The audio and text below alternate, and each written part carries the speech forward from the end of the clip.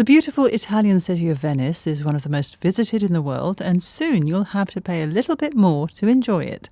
The trial of a fee for daily visitors has been approved to try to control tourism. The charge of €5, approximately $5, will apply to all day trippers over the age of 14. They'll have to pay and book their entry to the city in advance.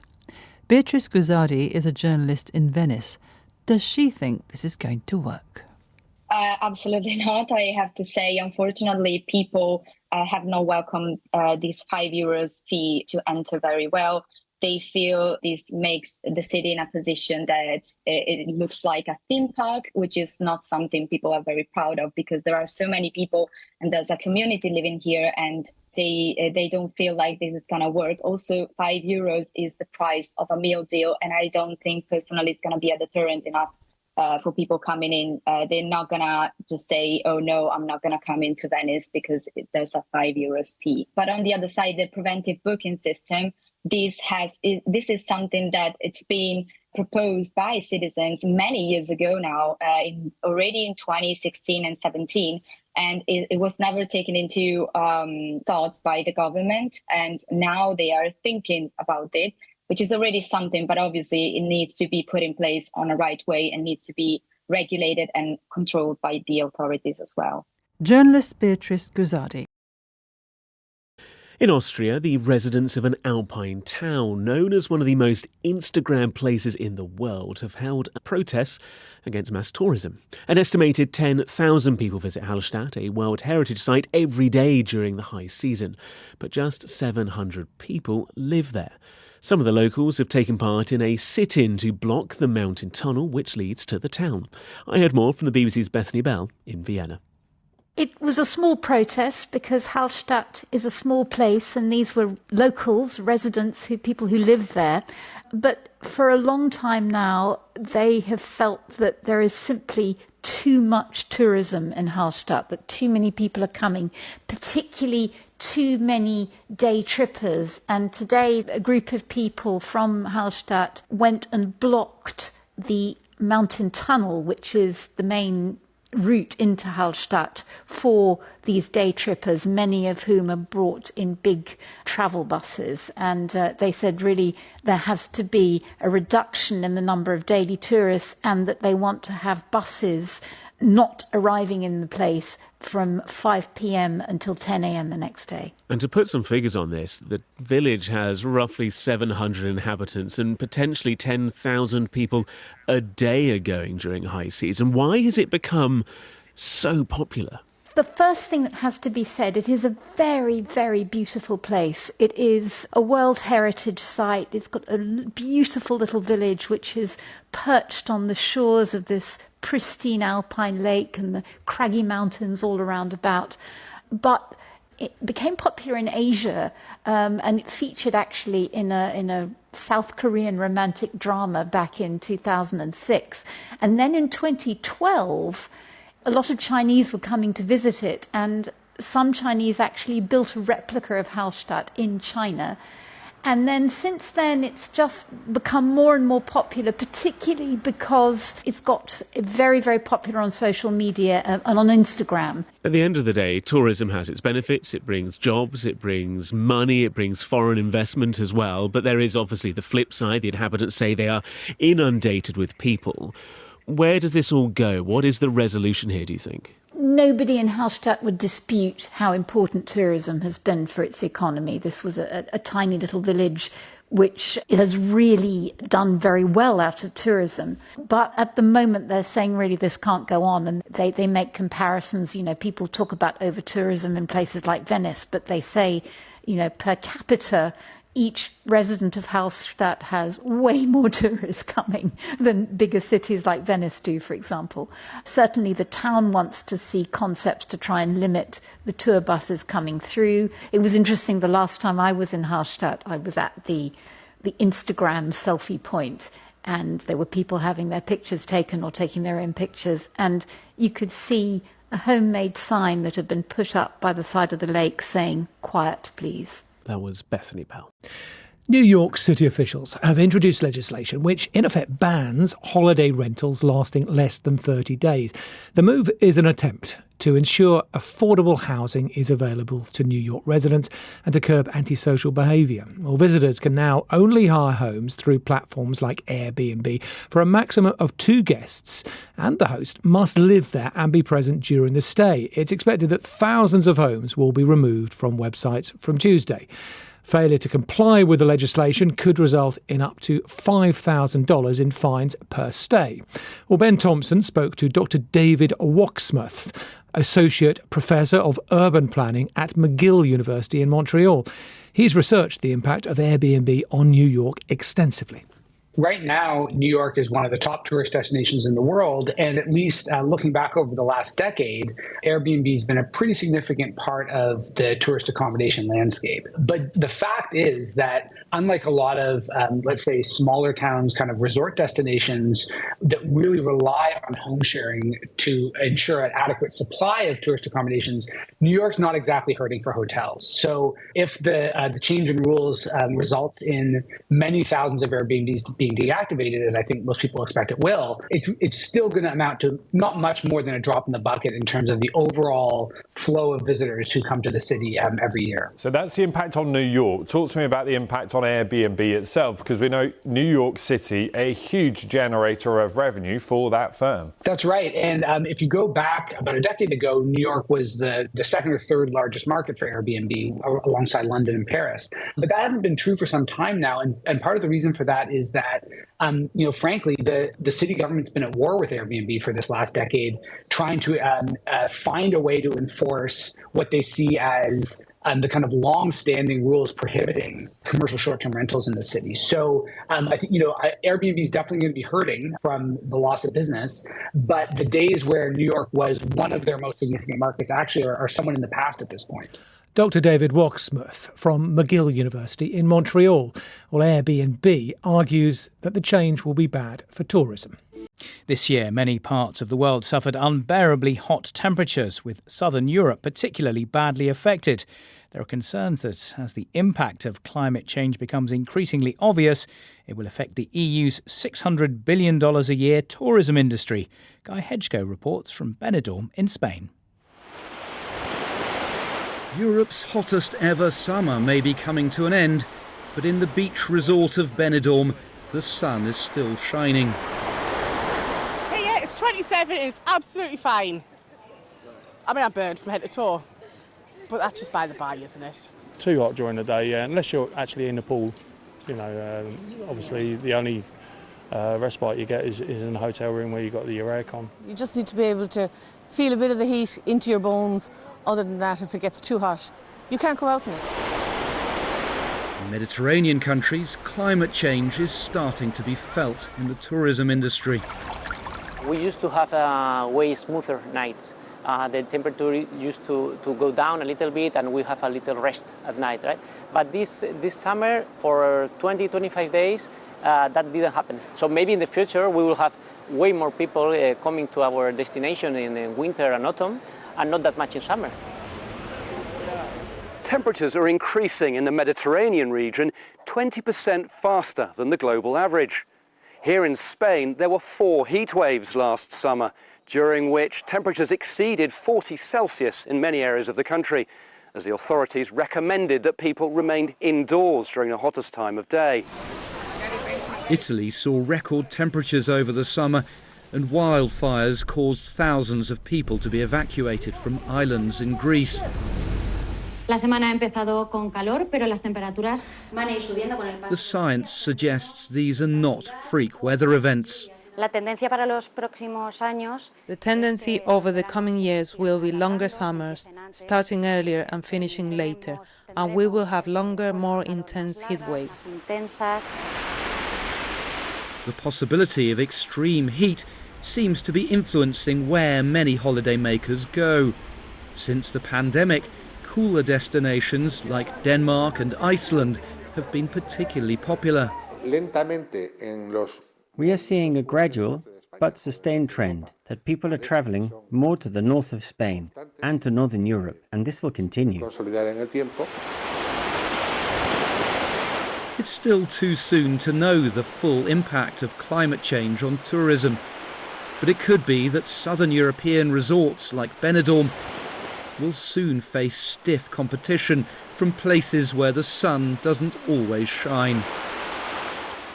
Guy Hedgecoe in Spain. Nowadays, the word safari is often used negatively. For many people, the idea of killing animals for sport is unacceptable. As the popularity of hunting declines, safaris are swapping their guns for cameras, offering tourists the chance to photograph wild animals in their natural habitat. In recent years, nature and wildlife tourism, also called ecotourism, has grown massively. But the story is complex. While money from ecotourism is supposed to support threatened wildlife and traditional local cultures, the reality is sometimes different. In this programme, we'll be asking, is ecotourism good or bad? Most tourists on safari are looking for the Big Five, the name given to Africa's most iconic large animals. But which animals are the Big Five? A, the lion, leopard, giraffe, baboon and buffalo. B, the lion, leopard, tiger, elephant and buffalo. Or C, the lion, leopard, rhinoceros, elephant and buffalo. I guess it's A, the lion, leopard, giraffe, baboon and buffalo. I'll reveal the answer at the end of the programme. The balance between the good and bad things ecotourism can bring is well understood by Vicky Smith, whose website Earth Changes matches ecotourists with environmentally friendly travel companies. Here's Vicky talking with BBC Radio 4 programme Costing the Earth. Just because tourism is nature-based, it doesn't mean to say it's necessarily responsible or sustainable. So there's a lot of animal activities in tourism that we know which are, highly irresponsible and unsustainable, like performing whale and dolphin shows or swimming with dolphins, elephant riding, tiger selfies where the tigers are drugged. Genuine ecotourism is sustainable, designed to continue at a steady level which does not damage the environment. Not every travel company which calls themselves eco-friendly acts sustainably and may still advertise irresponsible tourist activities, including tiger selfies, having your photo taken with a captive wild tiger. There are two requirements travel companies should meet to qualify as genuine ecotourism. First, tourists' main motivation should be to appreciate and observe the natural world without interfering. And second, the money they spend should support traditional communities. Clearly, having your photograph taken with a chained and drugged tiger does not meet these requirements. But not all companies claiming to be ecotourism behave so irresponsibly. According to Antonia Bolingbroke-Kent, who runs small-scale wildlife expeditions to some of the most remote places on Earth, it's possible to put travel companies on a sliding scale from good to bad. On BBC Radio 4's programme Costing the Earth, Antonia discussed her work in Tajikistan, a country where ecotourism is making a positive impact on both animal and human communities. At the other end of the scale is Tajikistan, where I work a lot, which gets less than 24 wildlife tourists a year. And the money these visitors bring is essential to the conservation work that grassroots NGOs are doing. So those few tourists, their money goes a very long way. And the animals people are looking at, snow leopards, rare mountain ungulates like Bukhara and Markhor, they are being observed from a distance. Their behaviour is not being affected in any way, and the local communities are genuinely benefiting. Antonia uses the phrase at the other end of the scale as a way of contrasting irresponsible tourist companies with what's happening in Tajikistan. There, animals including snow leopards and mountain ungulates are being protected by ecotourist projects run by non-governmental organisations, or NGOs. Organisations trying to achieve environmental or social aims outside of government control. These NGOs are grassroots organisations, meaning that they are run from the bottom up by ordinary people rather than leaders. Despite getting very few eco-tourists a year, the money they spend in Tajikistan goes a long way. In other words, the money is an important factor in achieving their goals.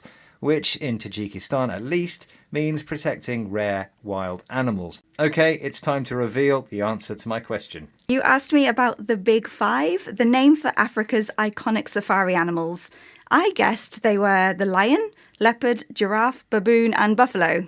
You guessed right about the lion, leopard and buffalo, but the others were the rhinoceros and the elephant. Okay, let's recap the vocabulary we've learned from this programme. Counter over-tourism at famous sites including Mount Fuji, which are struggling with a post-pandemic surge of foreign visitors. Will Leonardo reports. Japan's Prime Minister Fumio Kishida said local communities were being impacted by a huge surge in visitor numbers, including by a particularly Japanese concern, their bad manners.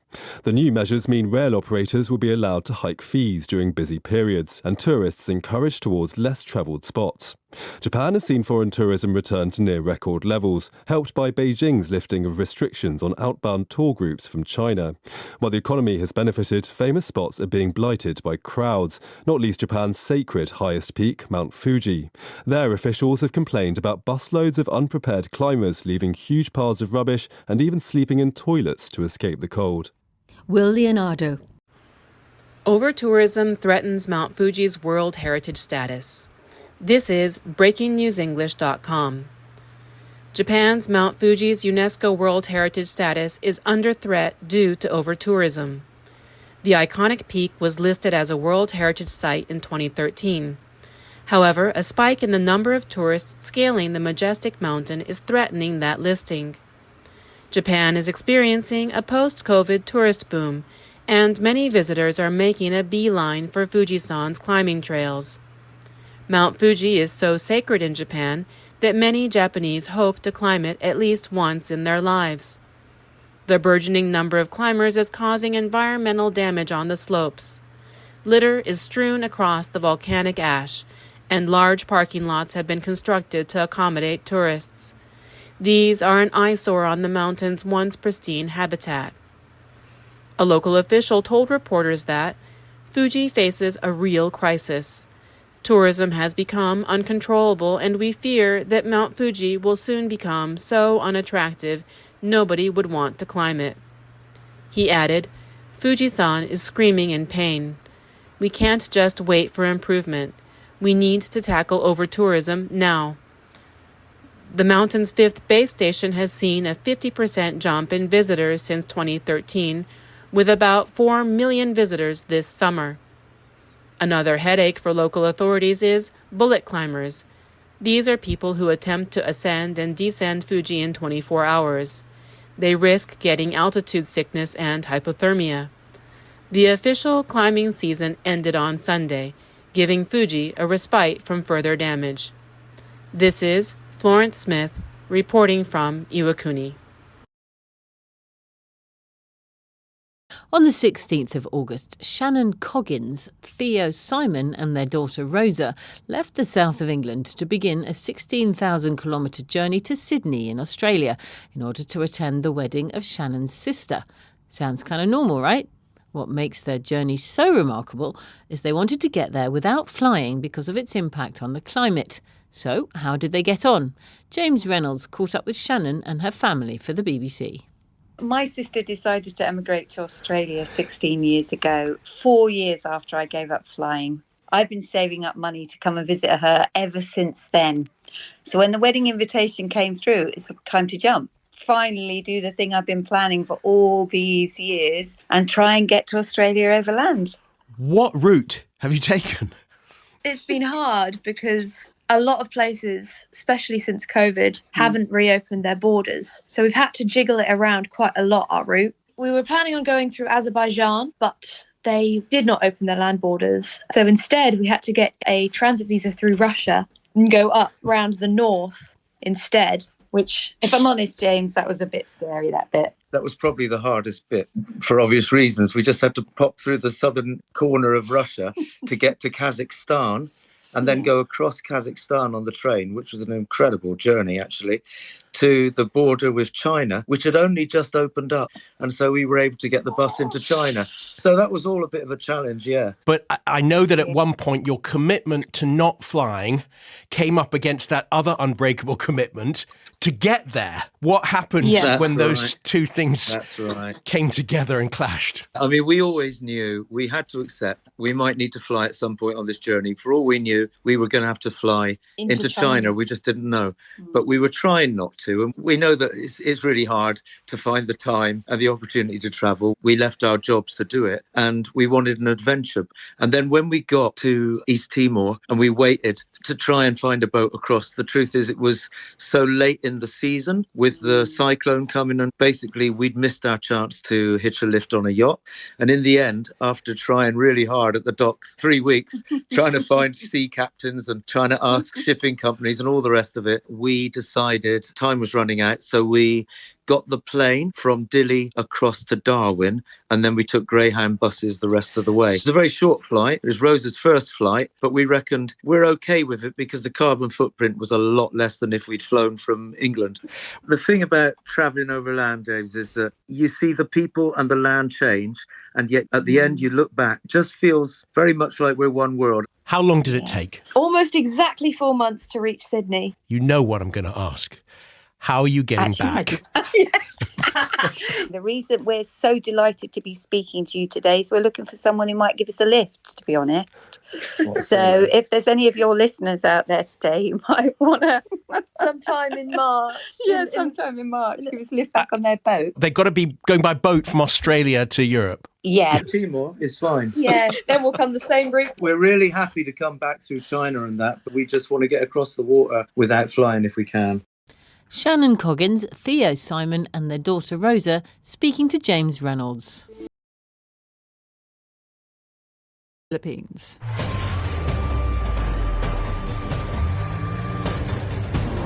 That's a soundtrack from a promotional video advertising the country as a holiday destination.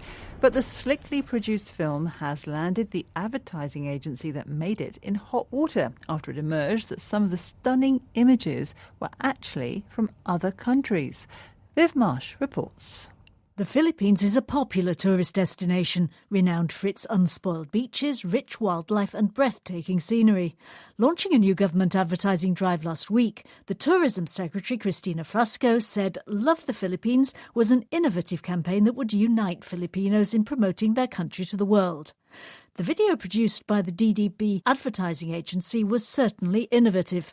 A Philippine blogger and fact-checkers at the French news agency found that it contained numerous images of other countries.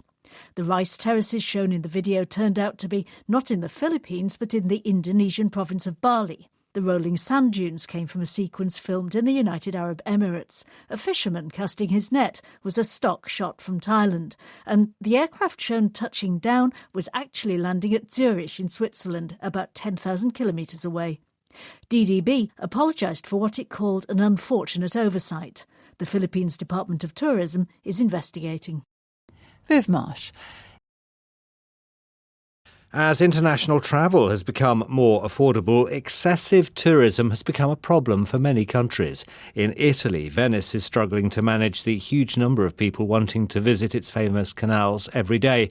Our reporter, Giovanna Girardi, has been looking at the authorities' latest measure to try to curb the crowds.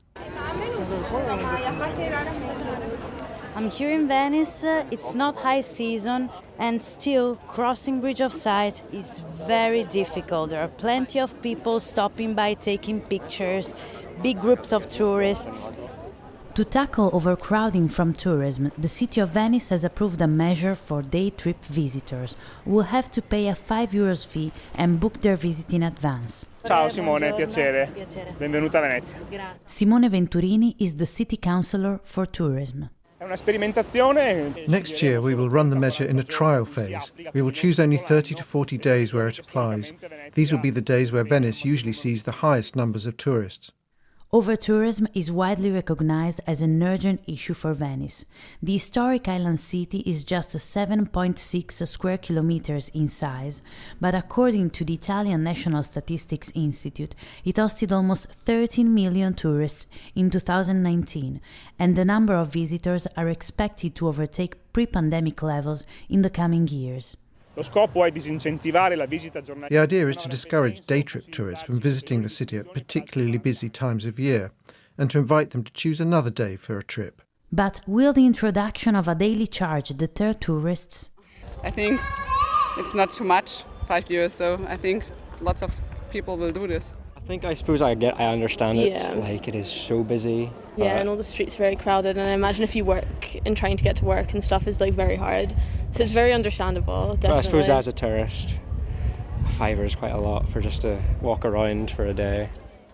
The measure is completely useless, onerous and absurd, and I think that's another step towards Venice becoming a known city. I don't think that you should have to pay a ticket to visit a city.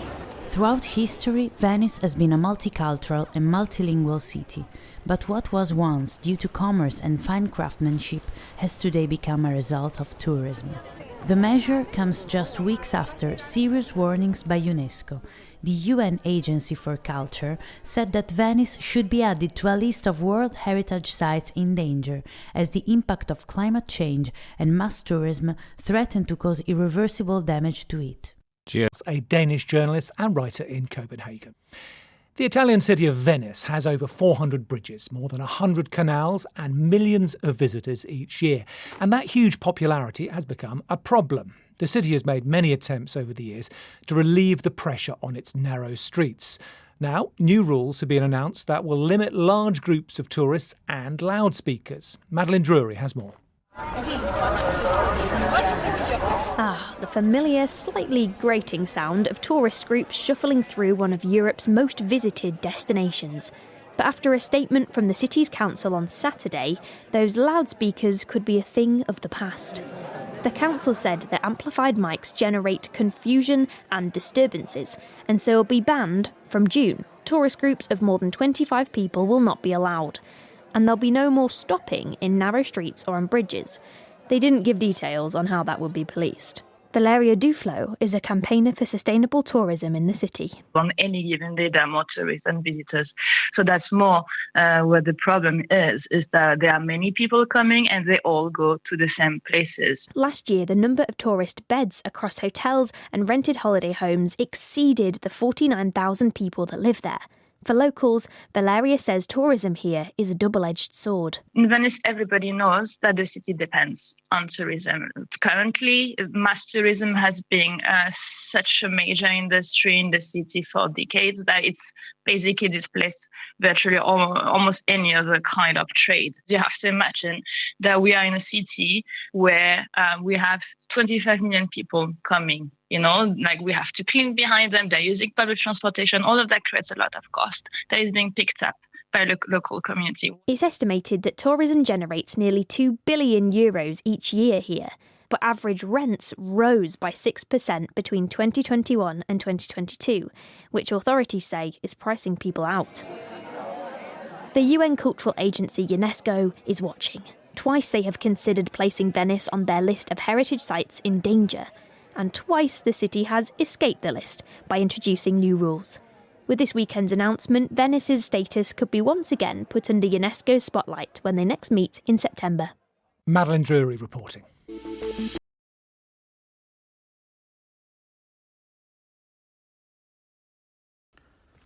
Four children survive in Amazon jungle for 40 days. This is BreakingNewsEnglish.com. An uplifting story has popped up in our news feeds. 4 children who were missing and feared dead after a plane crash a month ago have been found alive and well. The siblings, aged 13, 9, 4, and a 1-year-old baby, were on a plane that crashed in the Amazon jungle in Colombia on May the 1st. The children's mother, the pilot, and co-pilot perished in the crash. Before the plane disappeared, the pilot issued a Mayday alert citing engine failure. Moments later, it disappeared from radar screens. The children had been missing for 40 days when members of Colombia's military found them. A news agency said people from the Huitoto indigenous group in the jungle aided the soldiers' search. Colombia's President Gustavo Petro said news of the children's discovery was a joy for the whole country and a magical day. He added, they were alone. They themselves accomplished an example of total survival which will remain in history. These children are today the children of peace and the children of Colombia. Colombia's Civil Aviation Authority issued a statement regarding how the children survived. It believes the siblings escaped the wreckage and trudged through the jungle in search of help. The children belong to the Huitoto group. Their knowledge of what is edible in the jungle and their experience of the terrain probably gave them a better chance of survival. This is Jack Rigg reporting from Richmond, British Columbia.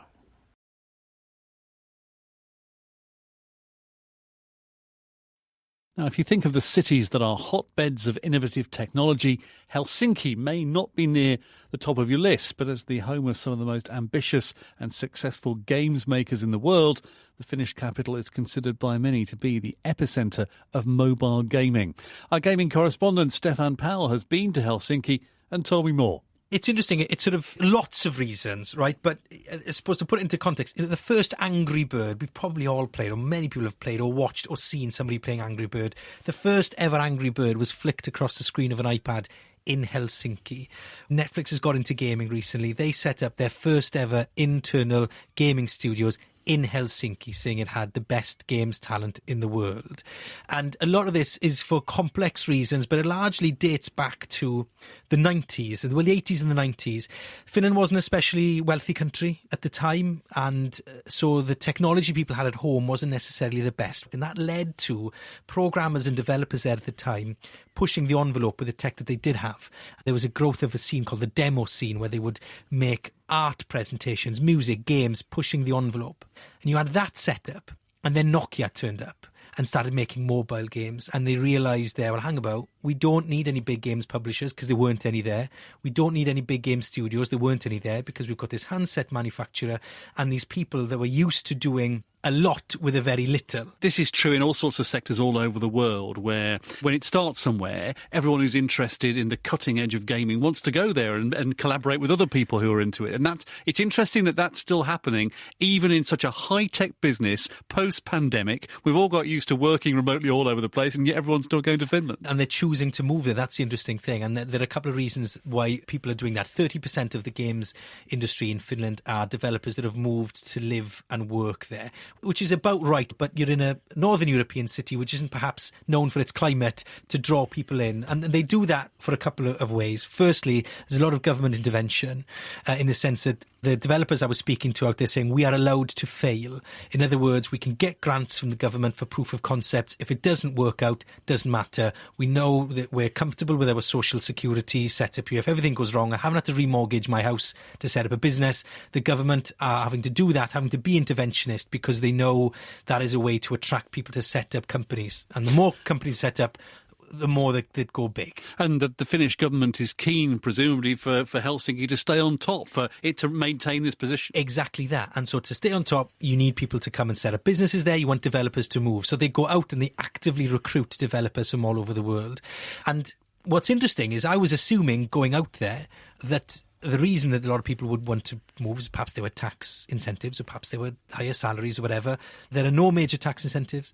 The salaries aren't higher than they are in Silicon Valley, but what they offer is what they call the soft sell. In other words, school system is very good there and is ranked one of the best in the world. It was ranked recently the happiest country in the world. Work finishes at 4:30 and that's it. You work hard in the day, but you're not getting emails at 11 o'clock at night, especially post-pandemic. They say we have a nice life here, and that it's that work-life balance that they use to sell this dream to people that have allowed them to move, and it's led to this reputation. Our gaming correspondent Stefan Powell.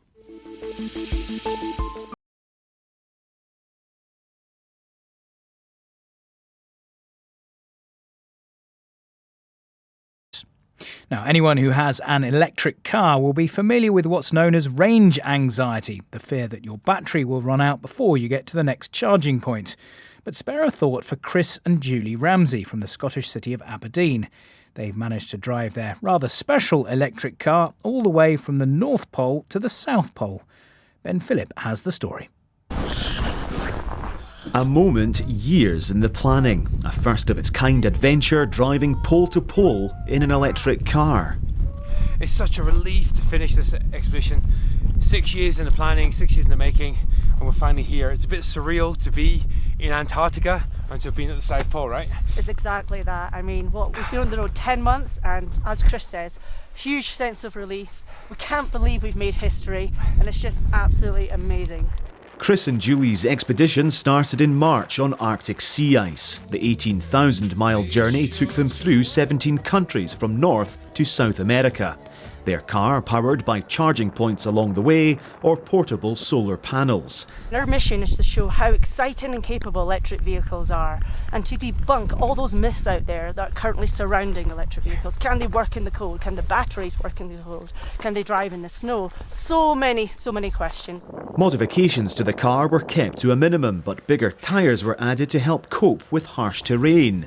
Chris and Julie are looking forward to a rest over Christmas, but they haven't ruled out more adventures in the future. Ben Phillip reporting.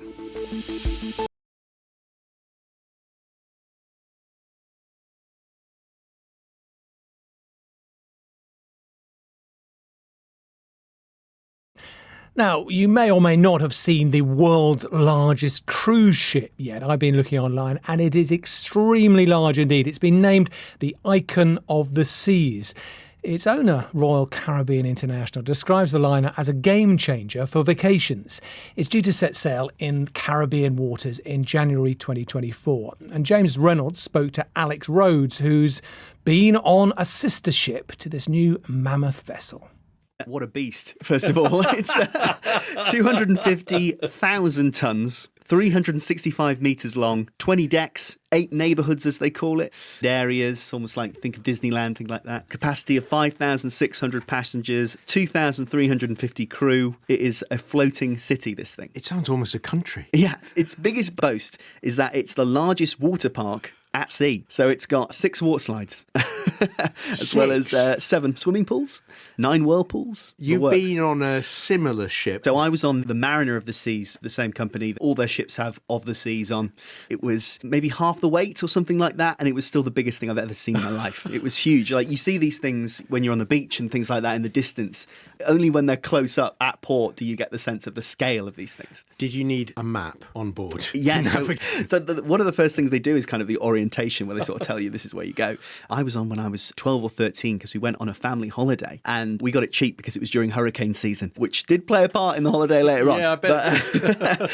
But it was just mammoth. I mean, it had an ice rink. I think it had 2 cinemas. One of the decks, you go down and you sort of come out in the elevators, and they've done it up to make it look like a high street. They've cobbled the floor and they've made shops inside to make it look like a street. It was so bizarre. They're trying to make it look like land then inside. Well, what's the point if you want to go to sea, to enjoy the sea, and you end up on cobbled streets? It's basically, sea travel for people who hate the ocean. They're so big, these things. They're, you're not designed to be able to feel seasick or anything, but once they start rolling, you can feel it a bit. Back to the Icon of the Seas, the gargantuan one that we were first talking about. One of the things that struck many people looking at those pictures is how multicoloured it is. Well, I think partly they want to go a bit younger. Cruise ships have a bit of a reputation of having an older clientele, and they want to attract families, and part of that is making it big, colourful, getting young people on board, and this water park is something for the kids to do while the adults basically eat and drink. That's the other thing I've got to say. When I was on the Mariner, it was just eating and drinking non-stop. You go down to these huge buffets where you can have anything you want, whenever. The Venus de Mayo, that sculpture, the armless Greek sculpture? Yes, that's right. They had one of them made out of chilled butter. Alex, there have been big debates in recent years in some ports around the world about the fact that they don't want these huge cruise ships to dock where they are. Where does that debate stand around the world at the moment? It definitely seems to be more of a thing in, I would say, Mediterranean ports, partly because You're talking about old European cities who were not built with these things in mind. The Caribbean islands, again, it's similar really, but like they stop off in different parts. One way that Royal Caribbean, this company's got a way around it, is buy an island. They own an island called Coco Cay, which is for their exclusive use. They dock up there and passengers go down and don't have those pesky locals getting in the way. That was the BBC's Alex Rhodes. Still to come on the Global News Podcast. AI brings a Brazilian musical star back to life and stokes controversy.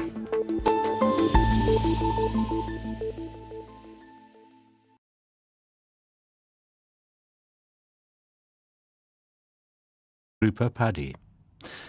For most, a cruise is a chance to see some of the world and put your feet up. One man did precisely this in Marseille in the south of France, where a spider thought his toe might be the perfect place to lay its eggs.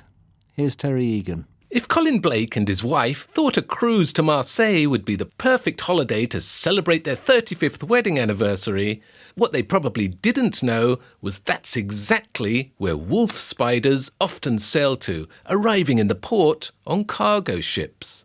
So when Colin noticed his toe turning purple and swelling up, he thought it might just be because of his new sandals.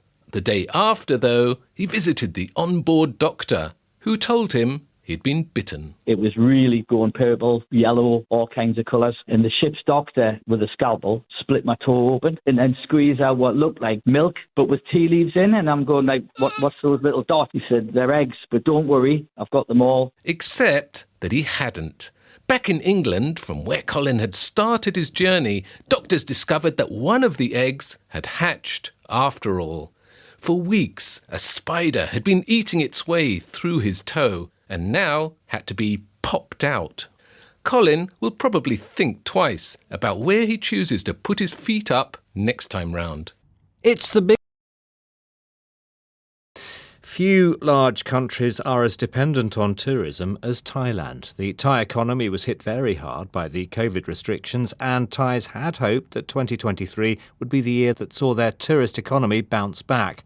That, though, has not happened, largely because the Chinese, who make up 1/4 of the 40 million foreign visitors who arrived in Thailand in 2019, have not come back, at least not in the same numbers. Our Southeast Asia correspondent Jonathan Head has been finding out why.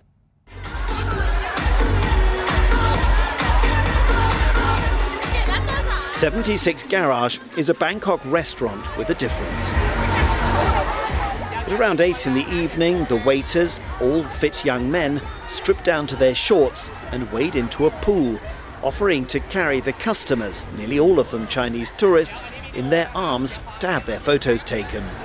There was a time when you had to book a month in advance to eat here. But these days, half the tables are empty. Abby, a Chinese student in Thailand, vlogs about places like 76 Garage to her thousands of social media followers. Recently, she spotted alarming rumours circulating on her feed. People are claiming that the restaurant is actually a front, luring unsuspecting Chinese diners into having their kidneys removed. The comments on my feed used to be very positive. Many said they really wanted to come to Thailand. But after these rumours started spreading, the comments changed completely. People would ask me, are you running the kidney harvesting scam? Are you sending people from Thailand to Myanmar? These wild rumours have been fuelled by the very real problem of scam centres operating along Thailand's borders.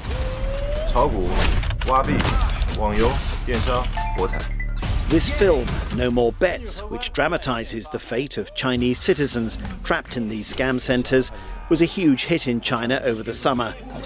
Freewheeling, fun-loving Thailand suddenly started to look unsafe. The Thai government has responded to these scares by waiving visas for Chinese nationals. It organised this welcome ceremony for new arrivals at the airport, hosted by the new Prime Minister. But then another setback. Last month, a 14-year-old boy opened fire inside Bangkok's most famous shopping mall, killing 3 people, among them a mother of 2 visiting from China. These headwinds are holding back a much-needed recovery in Thailand's tourism. This frustrated guide at the Grand Palace in Bangkok says his government must have been dreaming when it promised that tourism would be back to normal this year. Gary Bowerman, whose company Check-in Asia tracks the travel industry in the region, says it's not just because of safety fears. I think there are a number of reasons, but I think the primary one is going back to January.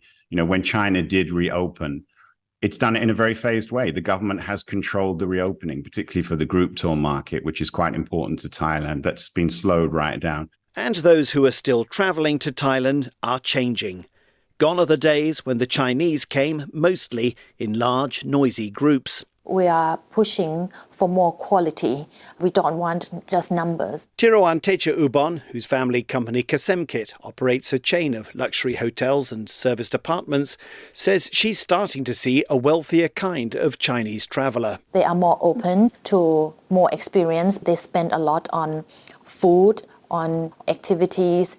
Like in Samui, we have this hotel on our private island, 24 villas. And we have a lot of Chinese that buy out the whole island for birthday, for weddings, and even for proposals. There are now so many other niches in the huge and fast-changing Chinese market that Thailand will have to attract to sustain its all-important tourist industry. Jonathan.